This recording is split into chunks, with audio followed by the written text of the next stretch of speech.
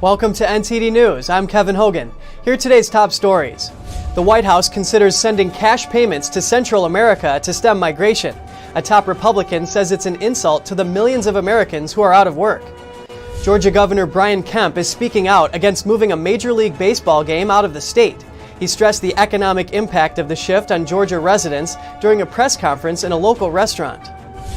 Former President Donald Trump predicts Republicans will take back Congress in 2022. He also has a prediction for the presidency in 2024. And Congressman Michael Waltz says that the Army is teaching critical race theory at its premier officer training academy. The former Green Beret gives his take on how the instruction could affect Army morale.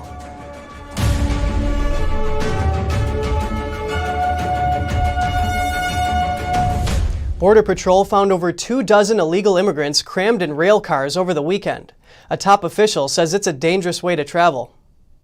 Border Patrol says it found 25 illegal immigrants Friday in railcars near the border in Texas. They were packed into 3 grain hoppers west of San Antonio. A Border Patrol official tweeted, "Illegally traveling by train is dangerous and life-threatening. Our agents routinely discover migrants that have sustained severe injuries from jumping on and off moving railcars."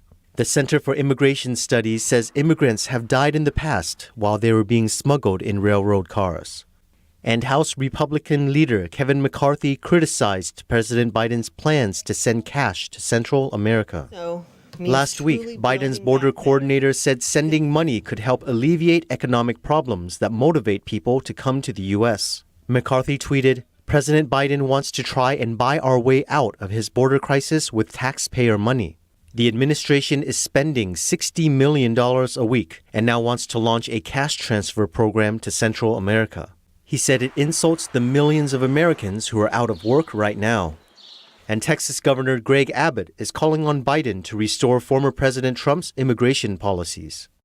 What the president could do is to immediately put back in place the Remain in Mexico protocols that were established in the prior administration. He could continue to build the wall along the border in South Texas. He says Biden was unprepared to deal with the massive inflow that's coming in. The Biden administration, on the other hand, blames Trump. A top official said Trump's government dismantled the way children could make their claims in their own country, suggesting it caused the surge. Officials in Georgia are speaking out against what they've called a move of cancel culture. That's after Major League Baseball shifted its All-Star game out of the state over local election reform. But the governor says the economic impacts are going to pose a challenge for the state's residents. Here's more from Atlanta.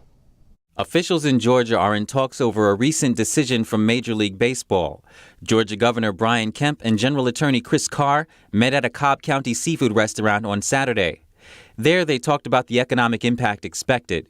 That's after the league announced its All-Star game was moving out of Georgia. Some estimate around 90 to 100 million. Governor Kemp called the decision a bad one and said it's set to harm hardworking residents in his state. But 8,000 hotel bookings that are now gone. And you think about how that money turns, that's going into that hotel, into those hardworking Georgians that are working in the hotel, the food that they are buying from their other vendors that are here in Georgia, and so on and so on. The minority-owned businesses that are being hurt in our state. This is the second news conference where the governor discussed MLB's move. Major League Baseball says it's boycotting the state over recent election reforms. Kemp has accused it of pushing cancel culture. Last week, he also criticized another of the league's decisions, to expand its contract with a Chinese telecommunications giant. I wouldn't want to speak to something that I don't know about the whole conversation, but it is very hypocritical in some regards that they're targeting a bill that expands access, further secures the vote in Georgia, but they're also willing to do business with countries like China and consider playing or going to play baseball in countries like Cuba. I mean, it's almost like, how do you add those two things up?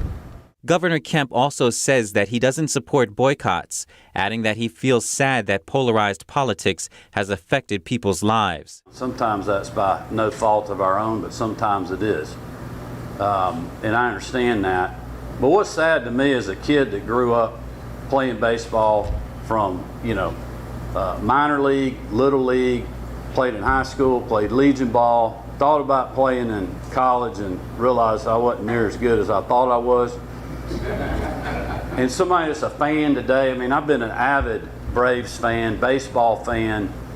That game, the great American pastime, has now been politicized. NTD News, Atlanta.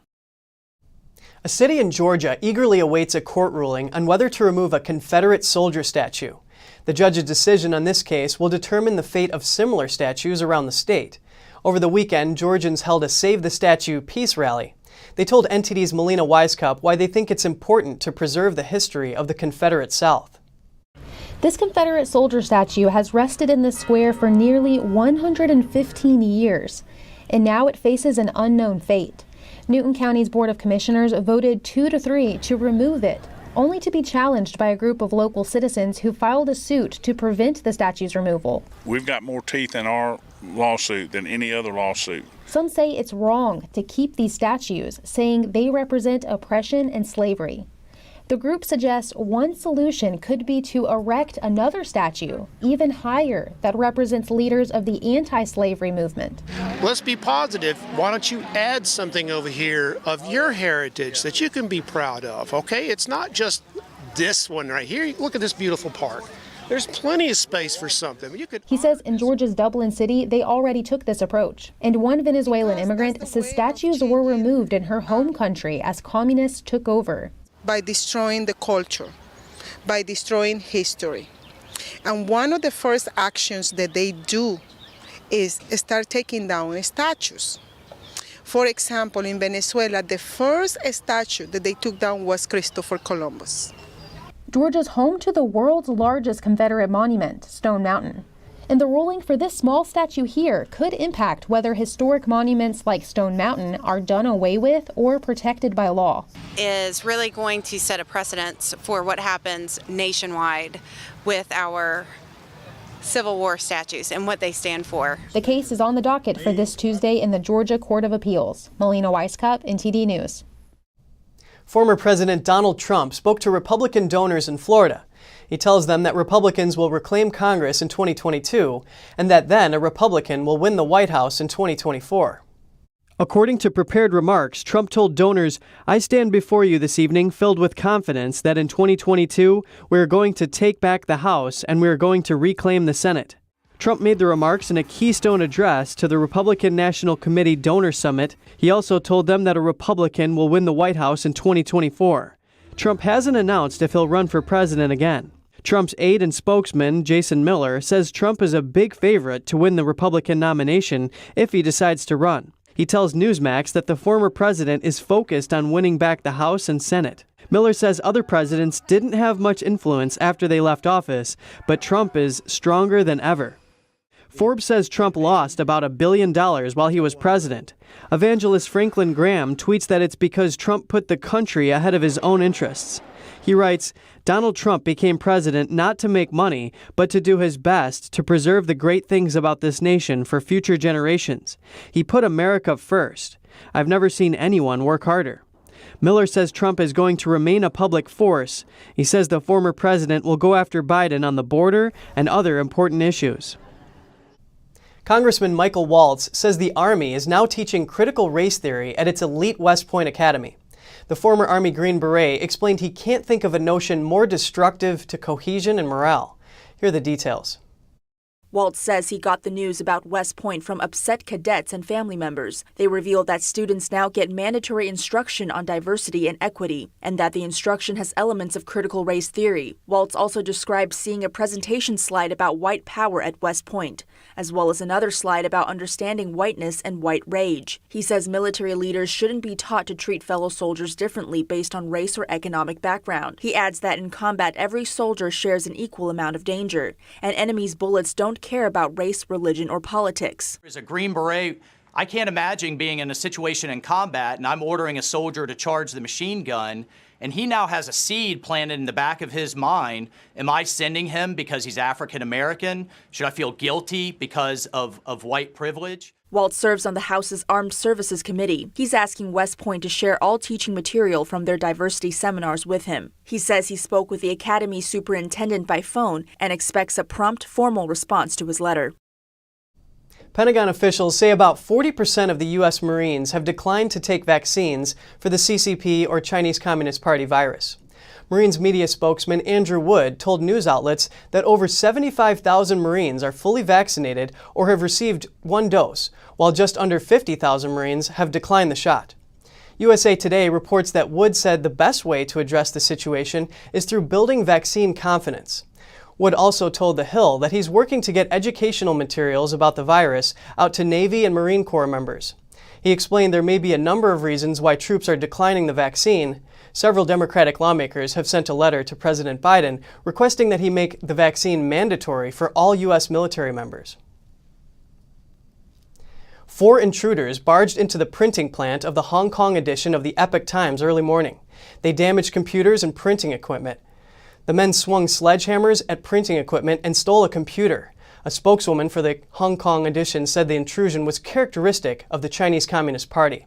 She believes it tried to keep the independent outlet from reporting on topics that are taboo to the communist regime. In November 2019, the same facility was attacked. 4 masked men set fire to 2 printing presses. The perpetrators behind the arson attack remain at large. The Epoch Times is one of the few independent media outlets in Hong Kong.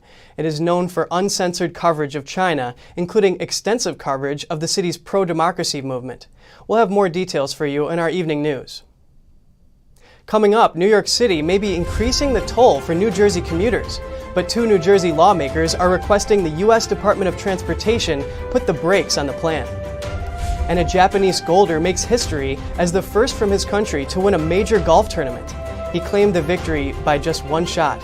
Find out more on NTD News.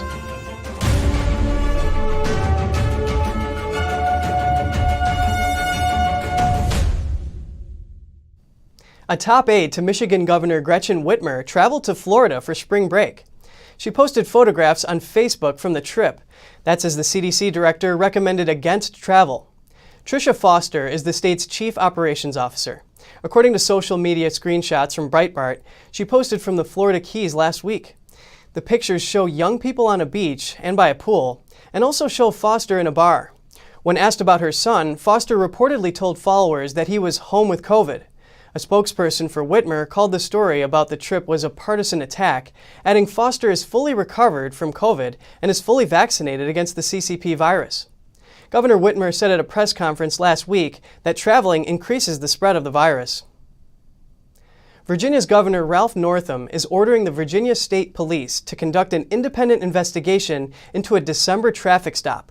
The incident involved 2 police officers pepper spraying a uniformed Army officer, Lieutenant Cameron Nazario. The encounter first drew attention after Nazario sued the 2 cops, alleging they violated his constitutional rights. The officer with the pepper spray has already been fired, and body camera footage from that day shows Nazario holding his hands up as 2 officers with weapons drawn demand he get out of his car. The footage also shows him getting cuffed while on the ground. Governor Northam said the incident angered him and invited the Army officer to meet with him. The officer who initially encountered Nazario reportedly believed a driver was high risk to the traffic stop because he was eluding the police. But Nazario's lawyer told the Associated Press that he wasn't eluding the officer, but was trying to find a well-lit area. Maryland was the first state in the nation to adopt the Law Enforcement Officers' Bill of Rights, and now they're the first to get rid of it. The state is repealing the Police Bill of Rights, which set out a due process procedure for probing police misconduct. That's as the state's Democrat-controlled General Assembly is overriding Republican Governor Larry Hogan's vetoes of 3 major police reform measures. The new move also repeals job protection in the police disciplinary process and gives civilians a role in the disciplinary process. General Assembly began working on the legislation in response to the police custody death of George Floyd last year. Democrats say the measures are long overdue, while Republicans argue they went too far. A Republican state senator describes the new law as anti-cop. New York City has been approved to add extra tax on New Jersey drivers entering the city. New Jersey commuters are concerned they'll be facing double the toll. A U.S. representative from New Jersey called it a sick joke. Here are the details. New York City's George Washington Bridge is the busiest toll bridge in the world. It costs about $15 to take the bridge into the city.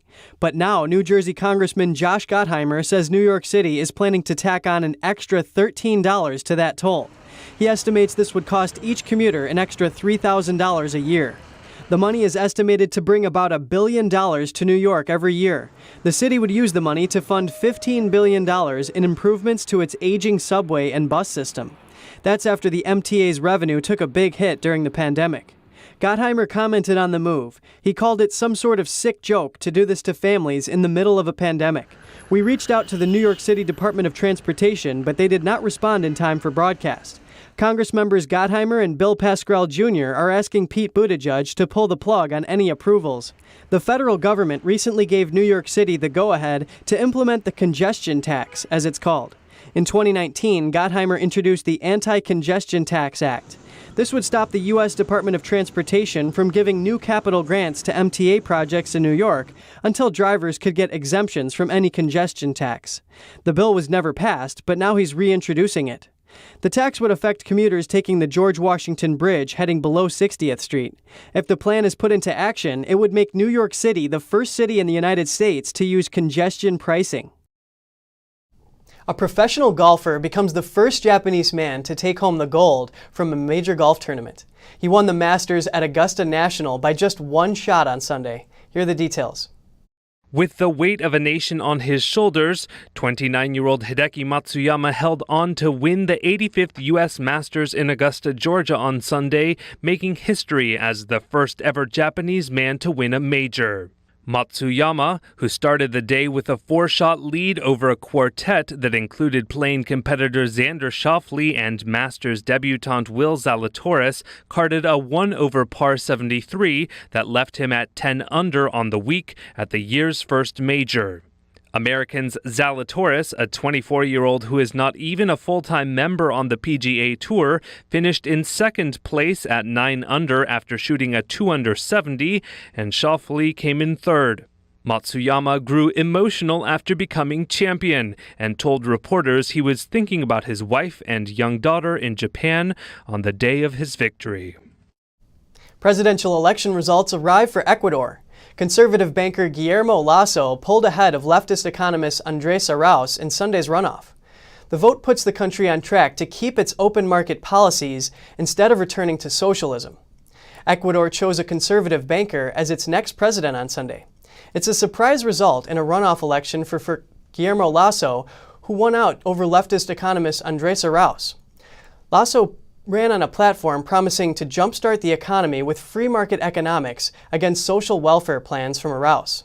The results set the country apart in South America in its rejection of socialism, while Argentina, Chile, and Bolivia have seen recent popular leftist movements.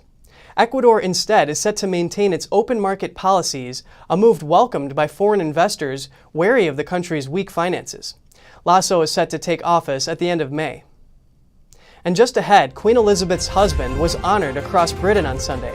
Special church services celebrate his life, while the Archbishop of Canterbury said he would pray for those hit hard by the loss. And movie theaters brace for yet another setback, as Paramount Pictures delays Tom Cruise's Top Gun Maverick for another 3 months. Stay tuned to find out more.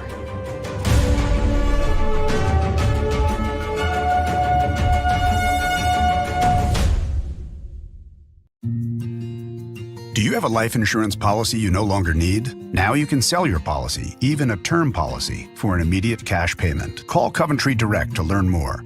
We thought we had planned carefully for our retirement. But we quickly realized we needed a way to supplement our income. Our friends sold their policy to help pay their medical bills. And that got me thinking. Maybe selling our policy could help with our retirement. I was skeptical, so I did some research and called Coventry Direct. They explained life insurance is a valuable asset that can be sold. We learned we could sell all of our policy or keep part of it with no future payments. Who knew? We sold our policy. Now we can relax and enjoy our retirement as we had planned. If you have $100,000 or more of life insurance, you may qualify to sell your policy. Don't cancel or let your policy lapse without finding out what it's worth. Visit CoventryDirect.com to find out if your policy qualifies, or call 1-800-509-8500. Coventry Direct, redefining insurance. if you're like me, and I think it's actually most of us, then you're getting really fed up with the nonsense going on inside the banking system. I mean, we've worked hard our entire lives to retire comfortably. We just recovered from the crash of 2008, and it seems like it's about to happen all over again. Look at the too-big-to-fail banks. They're only getting bigger as the Fed hands them trillions of dollars daily, while simple folks like you and me, we're only getting the short end of the stick. That's why I'm glad I found this book called The Bank Failure Survival Guide. Give us a call, and we'll send you a free copy with no obligations whatsoever. Just one American to another, telling you about some options that you might not have considered. Call 866-239-2619 today for your free copy of the Bank Failure Survival Guide.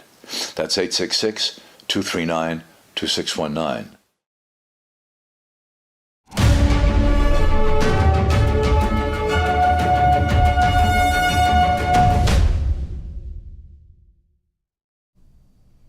Church services across Britain celebrated the life of Prince Philip on Sunday. Many have expressed great sadness at the death of Queen Elizabeth's husband, and the Archbishop of Canterbury said he would pray for them. As part of 8 days of national mourning, people gathered at royal palaces to leave flowers. Meet in tribute to His Royal Highness, while religious and political leaders expressed support for the 94-year-old Queen, the world's oldest and longest reigning monarch. Her husband, Prince Philip, who was officially known as the Duke of Edinburgh, died at Windsor Castle on Friday. He was 99. At Canterbury Cathedral on Sunday, Justin Welby, leader of the Global Anglican Communion, said the fact the Prince had lived to within 2 months of his 100th birthday did not soften the blow for those who had loved him. Buckingham Palace have said the funeral would be held on Saturday, April 17th, marked with long-established plans redrawn and scaled down because of COVID-19 restrictions. There will be no public processions, and it will be held entirely within the grounds of Windsor Castle and limited to 30 mourners. Prince Harry will return from the US, but his wife Meghan, who is pregnant with their second child, will not on her doctor's advice. It will be Harry's first trip back to the UK since an explosive interview last month given by the couple to Oprah Winfrey. Officials say they hope the occasion will help reunite the family and rebuild ties. More film delays are announced in Hollywood. Moviegoers will now have to wait to see Tom Cruise's latest movie, Top Gun: Maverick, as Paramount Pictures pushes its release from July to November. The announcement deals a major blow to theaters, as the film's premiere was expected to be one of the biggest releases of the summer blockbuster season. Good morning, aviators. This is your captain speaking. The Top Gun sequel will not be jetting to theaters in July as planned. Top Gun: Maverick, which was expected to be one of the biggest releases of the summer blockbuster season, has been pushed back to November 19th. Tom Cruise fans will know that was the day Paramount Pictures had set for the release of the actor's 7th Mission Impossible movie. Now that film has been moved to May 2022.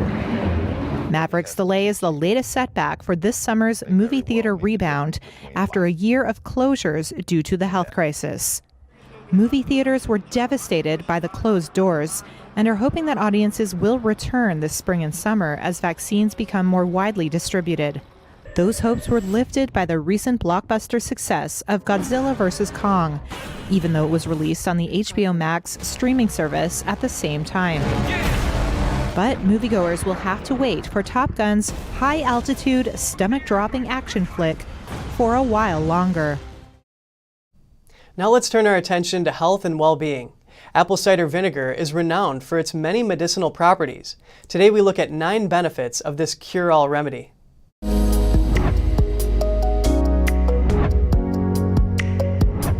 Apple cider vinegar has a multitude of benefits, many of which more and more people are starting to realize. It's great for your hair, cleaning, digestion, acid reflux, and much more. And number 1, soothe a sore throat. You can mix about 1/3 of a cup of apple cider vinegar with warm water and use it to gurgle with. Of the numerous natural sore throat remedies, many resort to this one. You can also mix it with honey and hot water for more of a tea-like drink. Number 2, as a natural home cleaner and detoxifier. Many store-bought cleaners contain harmful chemicals and toxins.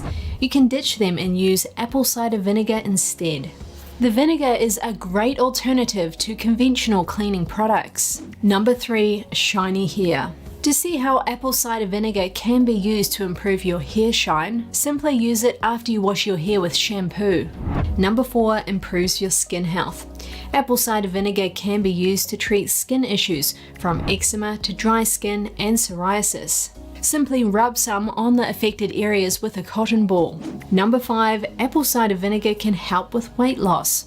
Studies have shown that adding apple cider vinegar to your diet can lower your body fat, weight, and waist circumference. You can simply add 2 teaspoons to 16 ounces of water each day. Number 6, treatment for acid reflux and heartburn. Acid reflux is not caused by too much acid. In many cases, it's not enough acid that is causing the problem. Using apple cider vinegar can help balance out the acid missing in your system. Use 1 teaspoon followed by a glass of water. Number 7, apple cider vinegar freshens your mouth and removes stains from teeth. To use for bad breath, mix with water and swish. For teeth stains, apply apple cider vinegar directly to your teeth, rub and rinse with water. Number 8, relieves itching. All it takes is a little bit of apple cider vinegar on a cotton ball to relieve the itch of a mosquito bite. Just dab a little bit on the bite. Number 9, excellent for your lymphatic system. One of the powerful benefits of apple cider vinegar is its ability to reduce mucus and sinus congestion. It can help to fight off sinus infections and cleanse the lymph system. It's important to buy apple cider vinegar that is organic and unfiltered so that all of its nutritional value is intact. The Bragg's brand is excellent. The hazy looking substance that sits at the bottom of the apple cider vinegar is called the mother, and it is considered the most nutritious. And that's all for now. Catch us again tonight at 6:30 Eastern. I'm Kevin Hogan.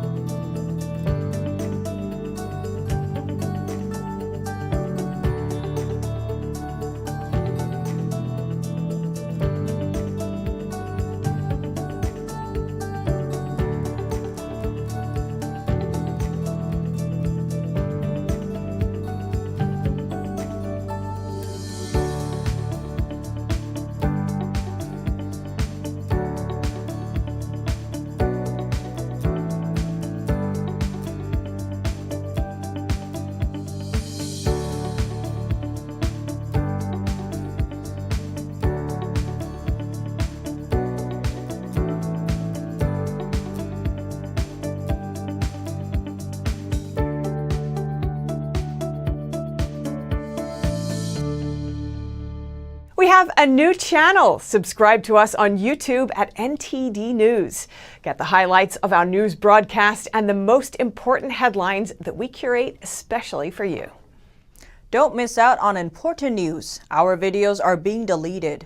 So if you don't want to be cut off from honest news, take a moment to sign up for our newsletter at newsletter.ntd.com so you don't lose access to NTD. Go to newsletter.ntd.com to sign up for our evening newsletter.